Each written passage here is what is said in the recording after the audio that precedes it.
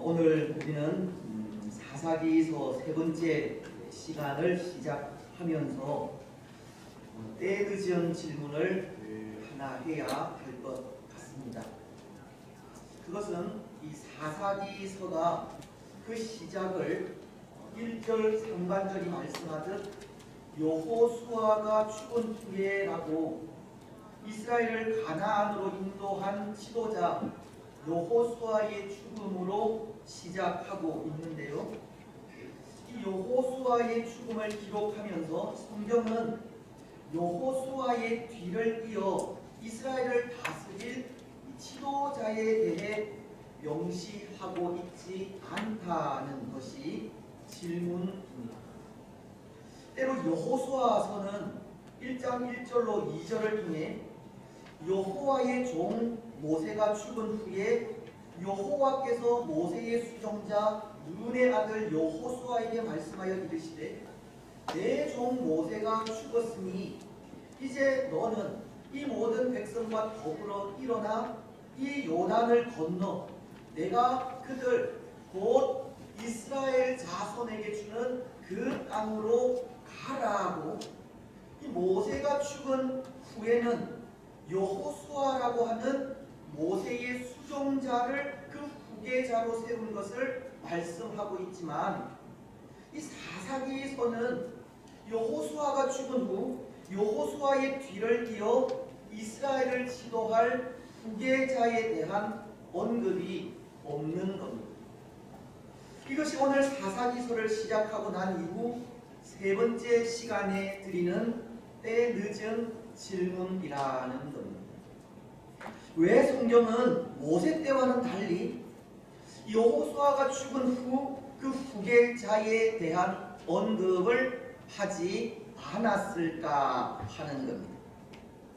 왜냐하면 여호수아 이후 이스라엘의 지도자가 없다는 것은 한 국가의 정치 체제로 볼 때 이 앞선 시대보다 후퇴한 모습을 전해주는 것이기 때문입니다. 모세와 여호수아라는 이 민족적인 지도자가 있을 때에는 그래도 중앙 집권적인 국가 형태를 취할 수 있었지만 전 민족을 다스리는 지도자가 없을 때 이 국가는 한 단계 낮은 이 부족 연합의 형태를 취하기 때문에 국가적으로는 오히려 후퇴한 모습을 볼 수 있다는 겁니다. 여러분, 무엇 때문이겠습니까? 왜 성경은 모세 때와는 달리 여호수아 사후 이스라엘의 지도자에 대한 언급이 없고 왜 여호수아는 모세처럼 자신의 후계자를 세우지 않았겠습니까? 저는 생각에 아마 거기에 이 정치적인 이유와 종교적인 이유가 있을 것이라 생각하는데요.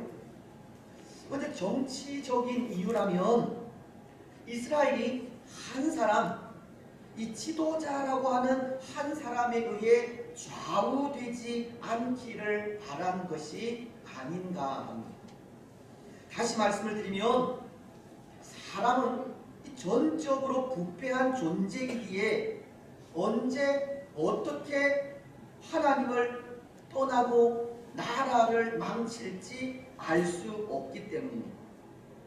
특히 이스라엘의 지도자는 하나님의 대리자로서 말씀 안에서 하나님의 뜻을 준행해 가야 하지만 지도자인 사람도 부패한 존재이기에 언제 어떻게 하나님의 뜻을 거스르고 그 곁을 떠날지 알 수가 없다는 겁니다.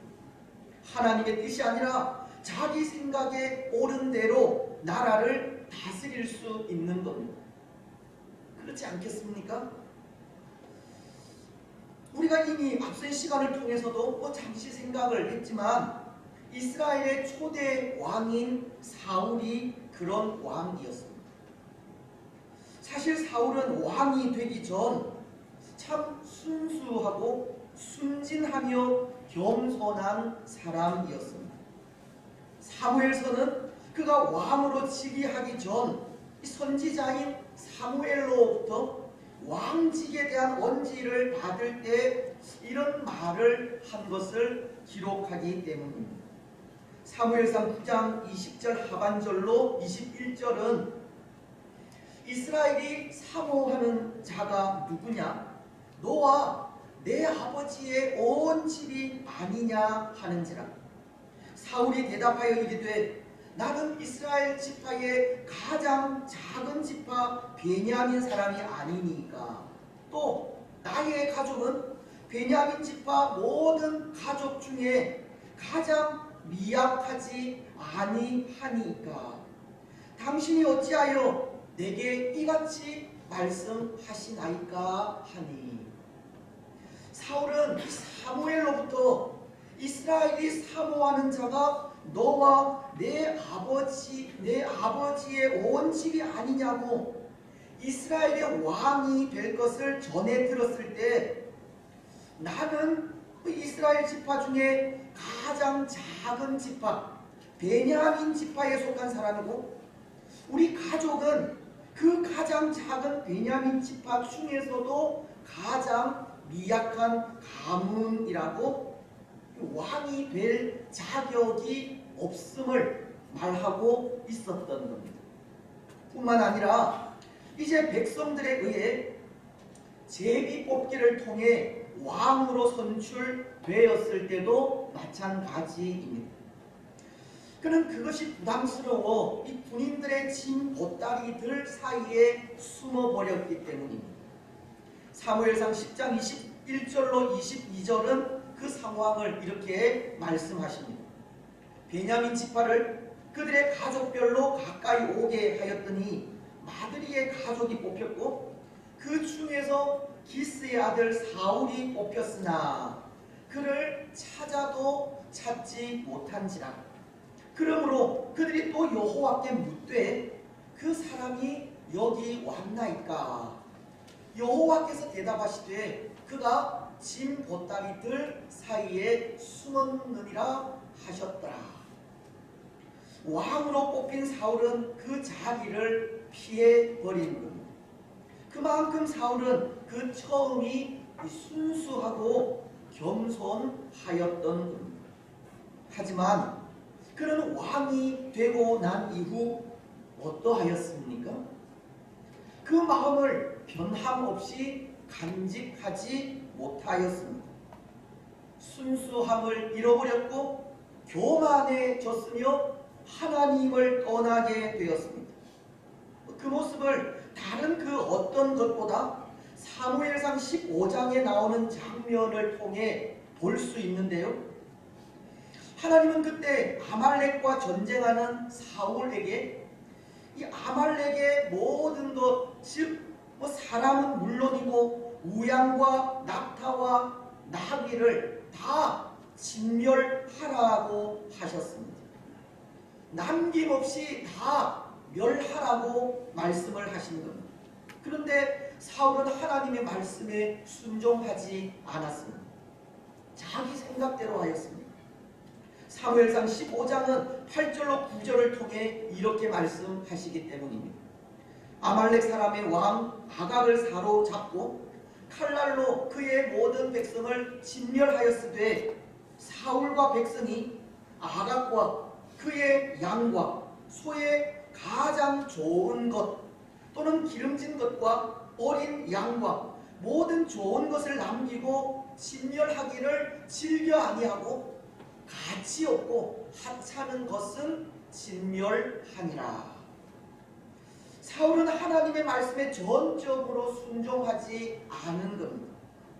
아말렉의 왕 아각을 죽이지 않았고 양과 소의 가장 좋은 것과 기름진 것과 어린 양과 모든 좋은 것을 남겼기 때문입니다. 사울은 자기 생각에 옳은 대로 행하였다는 겁니다. 하나님의 대기자인 이스라엘의 왕으로서 하나님의 뜻에 순종하지 않은 겁니다.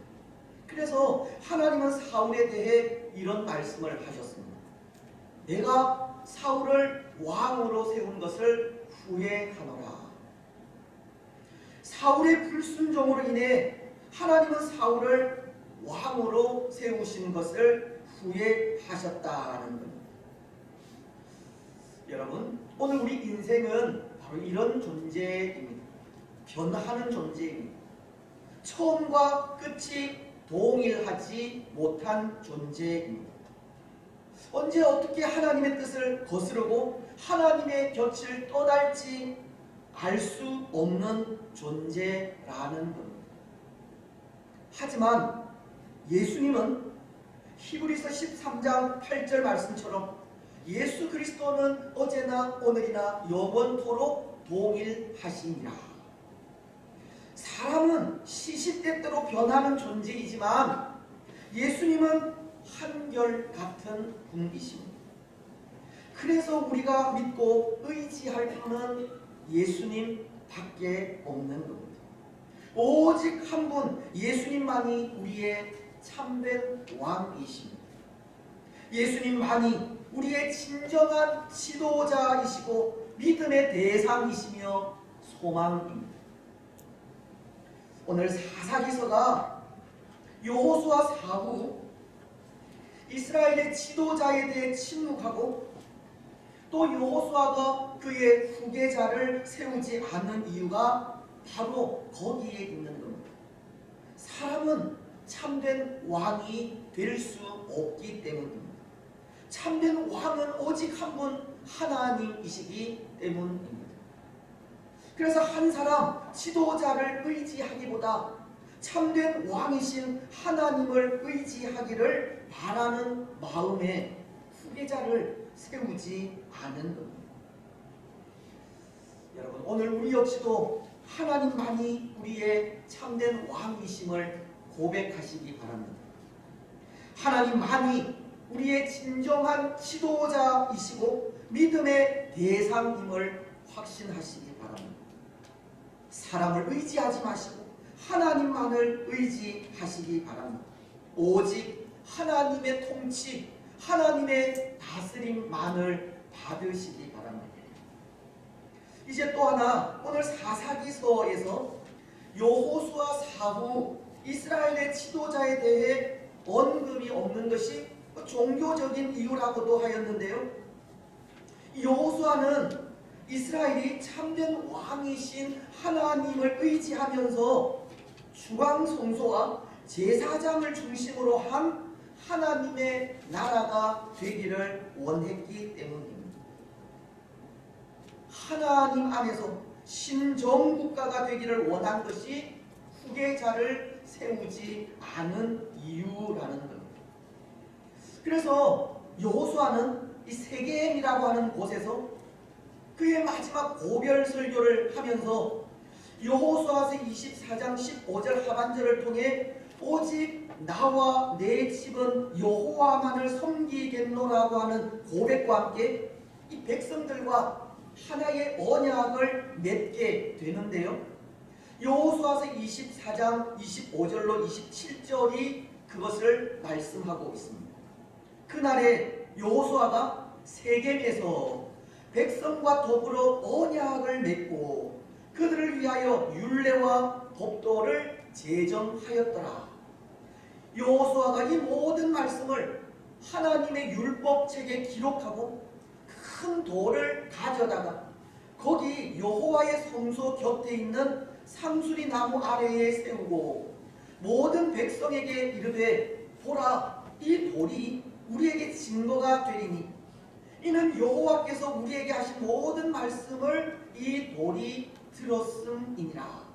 그런즉 너희가 너희의 하나님을 부인하지 못하도록 이 돌이 증거가 되리라 하고, 여호수아는 당시 여호와의 단이 있던 세겜에서 이스라엘 백성들로 하여금 하나님의 백성으로서 율례를 지키고 그 율례를 준수해 갈 수 있도록 하는 언약을 맺게 한 것입니다. 이스라엘이 참된 왕이신 하나님 안에서 하나님만을 섬기는 신정국가가 되기를 원하였다는 겁니다. 그래서 이스라엘은 여호수아 사후 여호수아를 잇는 지도자를 세우지 않은 겁니다. 여러분, 그렇다면 이스라엘은 과연 성경이 그렇게 기대하는 것처럼 신정국가로서의 면모를 갖추게 되었을까요? 지도자라고 불리는 사람이 아니라 진정 하나님이 왕이 되어 왕이신 하나님의 통치를 받는 하나님의 나라가 되었겠느냐는 겁니다. 지난 2시간 동안 우리가 생각한 말씀으로는 그렇다고 할 수 있습니다. 왜냐하면 먼저 이스라엘은 이 가나안 땅에 남아있는 가나안 족속과의 싸움에 누가 올라가서 싸워야 할지를 하나님께 물었기 때문입니다. 여기 하나님께 묻는다는 것은 하나님의 주권과 다스리심을 인정하는 모습이라고 하지 않았습니까? 이스라엘은 왕이신 하나님께 물으면서 하나님 나라로서의 면모를 보였다는 겁니다. 또 이스라엘은 유다가 올라가라고 하신 하나님의 말씀에 이 즉각적으로 순종하면서 시므온 지파와 동행을 하게 되는데요.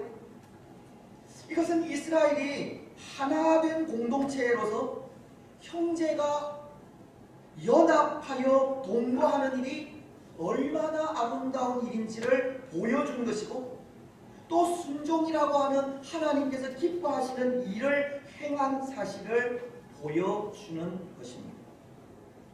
지난 2시간 동안 우리가 생각한 말씀으로는 이 이스라엘이 하나님의 나라로서 하나님께서 기대하시는 신정국가의 면모를 보여주었다는 겁니다.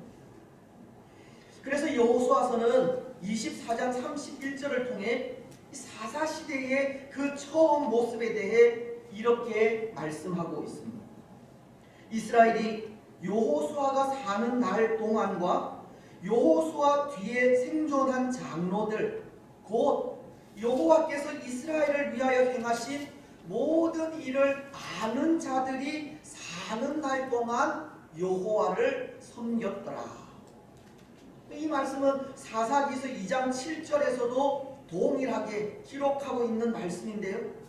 이스라엘은 여호수아가 살아있는 동안과 여호수아 사후 여호수아와 함께 정복 전쟁을 치르며 하나님의 역사를 본 장로들이 살아있을 동안 여호와 하나님을 섬겼더라라고. 그래도 사사시대 초반부는 하나님께서 기대하시는 이 신정국가의 면모를 보이고 있다는 것을 전해주고 있는 겁니다. 이스라엘의 사사시대 그 처음은 비교적 이 성공적인 삶을 살았다는 겁니다. 여러분, 오늘 우리가 읽었던 말씀도 이와 동일한 선상의 말씀입니다. 여호수아 생전 여호수아와 함께 가나안 정복 전쟁을 치룬 갈렙의 모습을 전하면서 갈렙 역시도 하나님께서 기대하시는 하나님의 나라 신정국가를 세워가고 있음을 전하고 있기 때문입니다. 12절은 이렇게 말씀하시지 않습니까? 갈렙이 말하기를 기럇 세배를 쳐서 그것을 점령하는 자에게는 내 딸 악사를 아내로 주리라 하였더니. 갈렙은 당시 유다 족속의 족장으로서 이제 각 지파가 지파별로 왕이신 하나님을 의지하여 신정국가를 세워갈 때 선봉에서 그 역할을 감당하고 있는 모습을 보여주고 있는 겁니다. 이스라엘은 여호수아가 사는 날 동안과 여호수아 뒤에 생존한 장로들, 즉 이스라엘을 위하여 하나님께서 행하신 모든 일을 아는 자들이 사는 날 동안 여호와를 섬기게 되었듯이, 오늘 말씀은 여호수아와 함께 여호와 하나님께서 행하신 큰 일을 직접 목격한 갈렙을 언급하면서 지금 갈렙이 그렇게 하나님의 나라를 세워가고 있는 모습을 전해주고 있다는 겁니다. 여러분, 지금 갈렙은 기럇 세배를 쳐서 그것을 점령하는 자에게 내 딸 악사를 아내로 주리라는 말을 하고 있지 않습니까? 여기 기럇 세벨은 체계 도시라고 하는 의미로 아마도 당시 이곳에는 전쟁 기록물이나 책들이 보관되어 있던 전략적으로 중요한 요충지였던 것 같습니다. 어쩌면 그렇기에 이 도시는 다른 도시들보다 더 견고한 성읍을 보유하고 있지 않았을까 생각합니다. 더군다나 이 갈렙이 자기 딸을 이 포상으로 내걸고 이 성읍을 점령하기를 원하고 있다면 분명히 성읍은 유다가 쉽게 점령하기 힘든 까다롭고 위험한 성이 분명할 텐데요. 근데 지금 갈렙은 딸인 악사를 포상으로 내걸면서까지 그 성을 점령하고자 하는 것입니다. 여러분, 무엇을 의미하겠습니까? 저는 이것이 의미하는 것을 두 가지로 생각해 보고 싶습니다. 먼저 그 하나는 갈렙이 가진 하나님에 대한 열심입니다. 하나님에 대한 변함없는 갈렙의 사랑을 보여주고 있다는 겁니다. 여러분, 지금 이때 이 갈렙의 나이가 몇 세쯤 되었겠습니까? 물론 이 갈렙의 나이에 대해서 또 이때 그의 나이가 얼마인지 몇 세인지 알 수는 없습니다. 성경은 갈렙에 대해 여호수아처럼 그 말년의 나이를 기록하고 있지 않기 때문입니다. 여호수아는 여호수아서 24장 9절을 통해 이 일 후에 여호와의 종 눈의 아들 여호수아가 110세의 죽음에라고 그 죽은 나이를 110세라고 밝히고 있지만 갈렙은 여호수아서 14장을 통해 이 가나안 땅을 정복한 후 각 지파별로 이 기업을 나누던 때 그때 나이를 85세라고 밝힌 이후에는 더 이상 나이에 대한 언급이 없습니다. 여호수아서 14장 10절은 이렇게 말씀합니다. 이제 보소서 여호와께서 이 말씀을 모세에게 이르신 때로부터 이스라엘이 광야에서 방황한 이 45년 동안을 여호와께서 말씀하신 대로 나를 생존하게 하셨나이다. 오늘 내가 85세로 돼.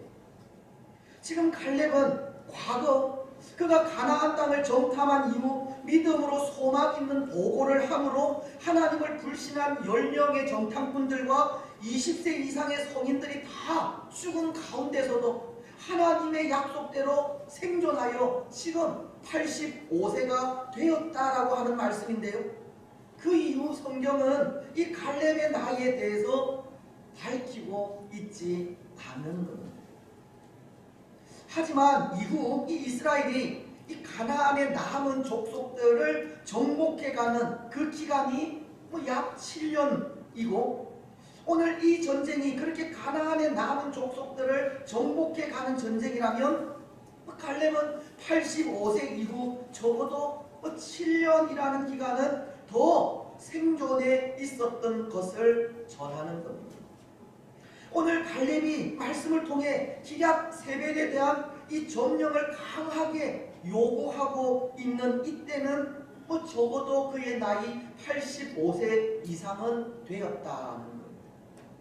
그런데 85세가 넘는 노구의 갈렙이 기럇 세벨에 대한 점령을 강하게 요구하고 있다면 이것은 여전히 하나님에 대한 그의 열심이 식지 않고 있다는 것을 보여주는 겁니다. 하나님에 대한 그의 사랑이 변하지 않은 겁니다. 그가 가나안을 정탐하던 40세 때나 정복 전쟁을 완성하게 된 85세 때나 지금 가나안의 남은 족속들과 전쟁을 하려 하는 이때나 변함없이 하나님에 대한 사랑으로 하나님과의 약속을 지켜가고 있음을 보여주는 겁니다. 그렇습니다. 사랑하는 여러분, 오늘 갈렙이 딸인 악사를 포상으로 내걸기까지 남은 정복 전쟁에 열심을 보이고 있는 것은 하나님에 대한 그의 사랑으로 하나님과의 약속을 지키려는 마음으로 인해서입니다. 가나안 땅에 들어오기까지 하나님께서 베푸신 그 크고 놀라운 은혜를 잊지 않고 있기 때문이라는 겁니다. 그는 하나님께서 베푸신 사랑에 그의 생이 다하는 순간까지 하나님께 순종하는 모습을 보이고 있다는 겁니다. 마치도 사도 바울이 사도행전 20장 24절에서 내가 달려갈 길과 주 예수께 받은 사명 곧 하나님의 은혜의 복음을 증언하는 일을 마치게 하면 나의 생명조차 조금도 귀한 것으로 여기지 아니하노라. 그렇게 고백한 것처럼 이 갈렙 역시도 그에게 주어진 사명을 완수하기까지 생명을 다하여 끝까지 충성하고 있는 모습을 보여주고 있는 겁니다. 여러분, 참으로 귀한 모습이지 않습니까? 오늘 이런 분들에게 하나님은 어떤 상급을 주시겠습니까? 요한계시록 2장 10절 하반절은 이렇게 말씀하십니다. 네가 죽도록 충성하라. 그리하면 내가 생명의 관을 네게 주리라. 하나님은 끝까지 변함없이 충성하는 자들에게 생명의 연류관을 주신다고 하십니다. 영원히 사는 은혜를 주신다는 겁니다. 십자가의 고난을 받으시고 죽으셨다가 3일 만에 다시 살아나셔서 영원히 살아계신 예수님처럼 영원한 생명을 누리게 하시겠다는 겁니다. 그렇습니다. 오늘 주의 성도된 우리 모두가 이런 복을 받으시기 바랍니다. 처음이요 나중이요 죽었다가 다시 살아나셔서 영존에 계시는 예수님처럼 영원한 생명을 누리는 복을 받으시기 바랍니다. 여러분, 변함없이 하나님 앞에 충성하시고 흔들림 없이 하나님을 사랑하시며 생명을 다하기까지 맡겨진 사명을 완수하시기 바랍니다. 그 삶을 통해 영생의 복을 누리시기를 축복합니다. 이제 또 하나, 오늘 갈렙이 딸인 악사를 포상으로 내걸면서까지 그 성을 점령하고자 한 것은 아마도 자기와도 똑같은 사람을 찾으려고 하는 일이 아닌가 생각합니다. 자신과도 같이 여호와 하나님께서 행하시는 큰 일을 목격할 사람, 그래서 온전히 하나님께 순종하고 하나님만을 의지하여 하나님의 나라를 세워갈 사람을 찾는 것이라 생각한다는 겁니다. 때로 사람들이 각기 자기 생각에 옳은 대로 살아가는 시대 속에서도 모든 백성들이 왕이신 하나님을 전적으로 의지하는 신정국가를 이루기까지 온전히 하나님을 믿고 순종할 사람을 찾고 있는 일이라는 겁니다. 그래서 사실은 갈렙이 그런 믿음을 가진 사람을 찾기 위해 12절을 통해 이렇게 말을 한 것입니다. 이 12절을 좀 풀어서 번역하면 이렇게 번역할 수 있는데요. 하나님께서 이미 이 땅 기럇 세배를 우리에게 주셨다. 그리고 그 땅에 올라가 취하라고 하셨으니 그 땅에 올라가기만 하면 그 땅은 우리의 것이 된다. 누가 용기 있게 그 땅에 올라가서 취하겠느냐. 갈렙은 하나님께서 이미 기럇 세배를 주신 것을 알고 있었고 그것을 믿고 담대하게 그 땅에 올라가 그 땅을 취할 사람을 찾고 있었다는 겁니다. 때로 견고하고 공격하기 까다로운 성 그 자체를 본다든지, 아니면 성을 공격할 시기나 방법이나 상황을 재보낸 것이 아니라 전적으로 하나님의 말씀만을 믿고 의지하여 용감하게 나아갈 사람을 찾고 있다는 겁니다. 왜냐하면 믿음으로 용기 있게 나아가는 사람을 하나님의 나라는 필요로 하기 때문입니다. 갈렙 자신이 그랬지 않습니까? 그는 12명의 정탐꾼 중 한 사람으로 이 가나안 땅을 정탐하고 돌아왔을 때 여호수아와 더불어 믿음의 고백을 한 사람이기 때문입니다. 다른 10명의 정탐꾼들은 가나안 땅에 있는 장대한 아낙 자손들이 두려워 우리는 그들에 비하면 메뚜기 떼에 불과하다고 도저히 그들을 이길 수 없음을 말하지만, 갈렙은 함께 하시는 하나님을 의지하여 가나안 족속들은 우리의 먹이라고 참으로 담대한 보고를 한 것입니다. 갈렙은 하나님을 믿는 믿음으로 용기 있게 살아간 사람이라는 겁니다.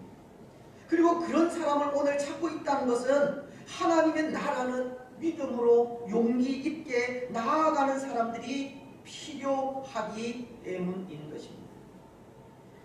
여러분, 하나님의 나라는 믿음으로 용기 있게 나아가는 사람을 필요로 합니다. 오늘 교회는 그 어떤 어려운 상황 속에서도 흔들리지 않는 믿음의 사람들을 필요로 하고 있습니다. 왜냐하면 오늘 이 시대는 믿음에 의해서가 아니라 자기 생각에 옳은 대로 살아가는 시대이기 때문입니다. 말씀이 요구하는 대로가 아니라 세상이 요구하는 대로 살아가는 시대가 오늘 이 시대이고, 정의와 공의에 의해서가 아니라 다수의 사람들이 원하는 대로 살아가는 시대가 이 시대이기 때문입니다. 이 시대는 정의와 공의가 사라진 시대입니다. 아모스 선지자는 아모스 5장 24절을 통해 오직 정의를 물같이 공의를 마르지 않는 강같이 흐르게 할지어다 라고 했는데, 이 시대는 정의와 공의가 공의의 강이 말라버린 시대라는 겁니다. 다시 말씀드리면 이 시대는 믿음으로 용기 있게 나아가지 않으면 이미 말라버린 정의와 공의의 강같이 아무런 힘도 쓰지 못하는 시대가 되었다는 겁니다. 이 시대 정의를 외면하고 바른 목소리에 침묵하며 진리에 눈 감아버린다면 이 땅 위에 하나님의 나라는 세워지지 않는 겁니다. 때로 광야에서 외치는 자의 소리로 살아간 세례 요한처럼 진리를 외치고 정의를 부르짖으며 공의를 나타내어야 하나님의 밝은 빛을 볼 수 있는 겁니다.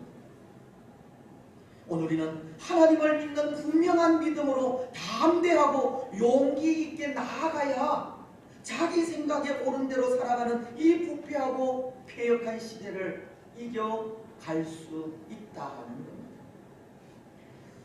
여러분, 오늘 우리는 하나님의 나라가 필요로 하는 믿음으로 용기 있게 살아가는 사람들이 되시기를 바랍니다. 그래서 오늘 계속되는 말씀을 보면 갈렙의 부름에 온니엘이 응답을 하여 기압 세배를 점령하였다고 하는데요, 13절은 이렇게 말씀하고 있기 때문입니다.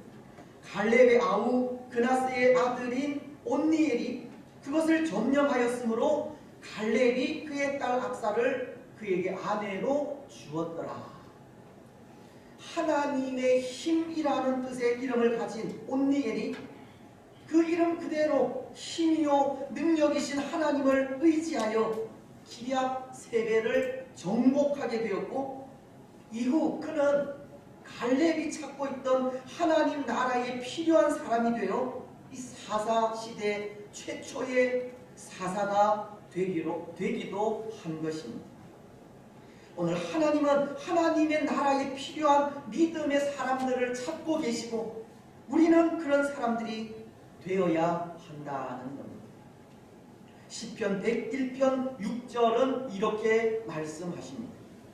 내 눈이 이 땅에 충성된 자를 살펴 나와 함께 살게 하리니 완전한 길에 행하는 자가 나를 따르리로다. 사랑하는 여러분, 오늘 우리는 하나님께서 찾으시는 충성된 자들이 되시기를 바랍니다. 하나님 나라에 꼭 필요한 용맹스러운 믿음의 사람들이 되십시오. 그래서 오늘 이 혼란스러운 시대 속에서도 믿음으로 완전한 길로 행하여 하나님께 귀히 쓰임 받는 삶을 사시기 바랍니다. 이제 말씀을 맺겠습니다. 사랑하는 여러분, 오늘 이 땅 위에 참된 왕, 바른 지도자가 없다는 것은 사람인 우리가 부패하였기 때문입니다. 그래서 하나님은 부패한 사람이 아니라 예수님만을 의지하며 살아가라고 하신 겁니다. 예수님만이 참된 왕이시요 바른 지도자이기 때문입니다. 오늘 우리는 우리의 참된 왕이요 바른 지도자이신 예수님만을 믿고 의지하시기 바랍니다. 예수님을 믿는 믿음으로 오늘 사람들이 각기 자기 생각에 옳은 대로 살아가는 이 부패한 시대 속에서 그럼에도 용기 있게 하나님과 동행하시고 공의와 정의를 행하시기 바랍니다. 그래서 그 삶을 통해 하나님의 충성된 사람들로 이 땅 위에 거룩한 하나님의 나라를 세워 가시고 하나님으로부터 생명의 면류관을 받아 누리는 복된 주의 성도들이 되시기를 주님의 이름으로 축복합니다. 461장